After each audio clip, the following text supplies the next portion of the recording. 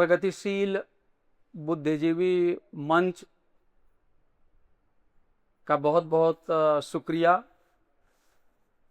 कि उन्होंने इस बर्निंग इश्यूज पे एक गोष्ठी रखी यहाँ पे। गिरिजेश्वर जी का भी बहुत बहुत शुक्रिया, बहुत एक्टिव रहते हैं, पत्रकारिता से लेके बच्चों को पढ़ाने से लेके और इस तरह की मजलिसों के इनेकाद से लेके।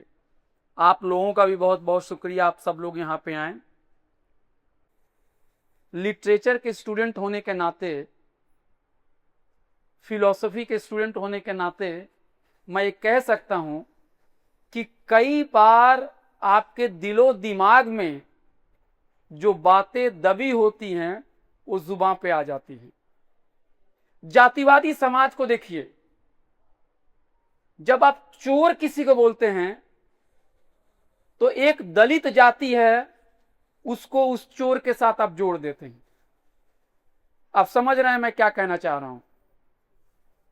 मैं एक अपने टीचर के साथ मैं धनबाद जा रहा था और वहां पे गोविंदपुरी के पास जो ट्रैफिक जाम है, तो वहां पे एक दो जानवर जो है सड़क पे आ गए। जब कोई गाड़ी के अंदर एसी में बैठा हो, गाड़ी महंगी हो और सड़क पे कोई बाधा आ जाए, कोई बुजुर्ग ही सड़क को क्रॉस करने की कोशिश करे, कोई गरीब ही सड़क को क्रॉस करने की कोशिश करे, तो गाड़ी के अंदर बैठने के बाद जो आपको पावर महसूस होता है, आपको लगता है कि मैं इनको कुचल के आगे निकल जाऊं। अब वो जो साहब बड़ी गाड़ी जो चला रहे थे, महंगी गाड़ी थी, वो कुछ बोले तो नहीं, लेकिन गाय को देख के क्या कह रहे हैं, बिहार के एक पूरा मुख्यमंत्री हैं, उनका नाम लेके बोल रहे हैं, ए हटो हटो हटो यहां से। तो कहीं ना कहीं हमारे अंदर जो पूर्वाग्रह है, जो नफरत है, जो भरी हुई बारूद की तरह जो नफरत है, हम अपने आप को प्रगतिशील और सेकुलर और समरसता का अलंबरदार हम कहते हैं, लेकिन वो चीजें निकल जाती हैं। कहने का मतलब ये है, पॉलिटिकल साइंस के एक स्टूडेंट और एक टीचर होने के नाते मैं कह रहा हूं कि सत्ता पे कोई भी इंसान जब बैठता है तो उसे आम आदमी कीड़े मकोड़े की तरह ही दिखते हैं। पॉलिटिकल साइंस में पहली क्लास में पढ़ाया जाता है कि सरकार के 3 अंग होते हैं। एक कानून बनाता है, एक कानून को इंप्लीमेंट करता है, और एक जो है ये देखता है कि कानून संविधान यानी आईन और दस्तूर और कॉन्स्टिट्यूशन के मुताबिक है कि नहीं। जिस कॉन्स्टिट्यूशन की रक्षा की बड़ी जिम्मेदारी सुप्रीम कोर्ट को है, वही कॉन्स्टिट्यूशन में आर्टिकल 19 के अंदर में है कि आप सरकार की किसी भी गलत नीतियों का आप आलोचना कर सकते हैं, राज्य के किसी भी दमन का आप विरोध कर सकते हैं। अगर किसी शहरी को हवालात में अंदर किया जा सकता है तो सिर्फ इसी बुनियाद पे कि आपने लॉ एंड ऑर्डर को आपने तोड़ा है। जुडिशियरी के अंदर में ये सच्चाई है, रिजर्वेशन नहीं है, आरक्षण नहीं है जुडिशियरी के अंदर में। जब कॉलेज के अंदर में आरक्षण मिलने से हमारी क्वालिटी घटती नहीं बल्कि बढ़ती है। डॉक्टरों को जब रिजर्वेशन मिलता है मेडिकल कॉलेजेस में, तो समाज के हाशिए के जो लोग डॉक्टर बनते हैं वो लोगों का अच्छे तरीके से इलाज करते हैं। तो जुडिशियरी में रिजर्वेशन दे देने से कैसे न्याय प्रक्रिया जो होगी वो बाधित हो जाएगी, मुझे समझ में नहीं आ रहा है। थोड़ी लंबी बात करने के पीछे मेरा यही मकसद है कि सत्ता में जो बैठे हुए लोग हैं वो नौजवानों की जो पीड़ा है, जो उनका दर्द है, उसको वो लोग नहीं देख पा रहे हैं। कल के अखबार में एक छोटी सी खबर कहीं छपी थी, आप लोगों ने शायद ध्यान दिया होगा।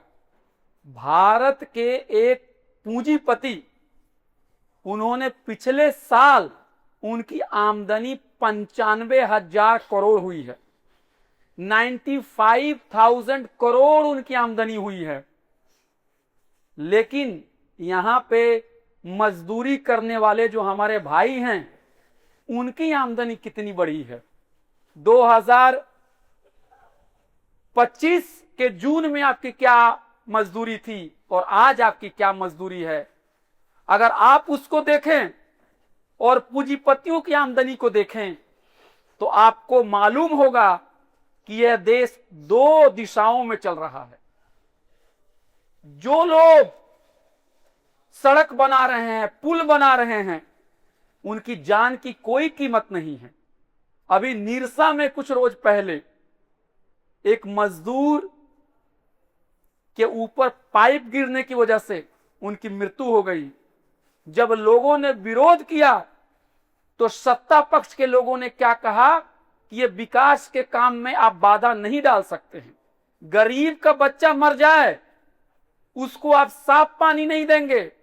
जहां काम हो रहा है वहां पे उनके लिए सुरक्षा की चीजें नहीं होंगी।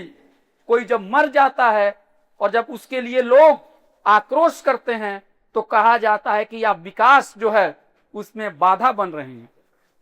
विकास किसके लिए हो रहा है? आप ही के झारखंड में कुछ रोज पहले, 3-4 रोज पहले की एक खबर आई थी कि एक महिला जो है वो प्रेग्नेंट थी, उनको अस्पताल जाना था, लेकिन अस्पताल जाने के लिए उनके गांव से सड़कों तक कोई पक्की सड़क नहीं है। उनको खटिया पे लिटा के लोग उनको 4 किलोमीटर दूर गए। वहां सड़क नहीं बनती है। सड़क कहां बनती है? जहां से कोयला आपको निकाल के शहर में बेचना होता है, उद्योगपतियों को देना होता है। तो हमारे सत्ता वर्ग में जो भी लोग बैठे हुए हैं, उनको गरीबों का कोई दुख दर्द से उनको मतलब नहीं है। पॉलिटिशियन भी जो हैं वो भी लोकतंत्र को, चुनाव को समझ रहे हैं एक बिजनेस है, एक इन्वेस्टमेंट है। मुखिया लड़ने के लिए 4 संदूक पैसा चाहिए, विधायक लड़ने के लिए 10 संदूक रुपया चाहिए और एमपी बनने के लिए 100 संदूक रुपया आपको चाहिए। ये हमारा लोकतंत्र हो चुका है। तो इसीलिए आज जो कि हमारे पहले के वक्ताओं ने जो बात कही है, बात सिर्फ नौजवानों की नहीं है, बात महिलाओं की भी है, बात सिर्फ मजदूरों की नहीं है, बात किसानों की भी है, बात सिर्फ दलितों की नहीं है, बात आदिवासियों की भी है, बात सिर्फ नौजवानों की नहीं है कि उनको नौकरी नहीं मिल रही है, बात छोटे व्यापारियों की भी है जिनकी छोटी मोटी पूंजी जो है वो लुट गई है। आजकल बड़े बड़े मॉल खुल रहे हैं और उस मॉल की वजह से जो छोटा किराना का दुकान चलाने वाले जो लोग हैं, वो लोग भी, उनकी रोजी रोटी नहीं चल रही है।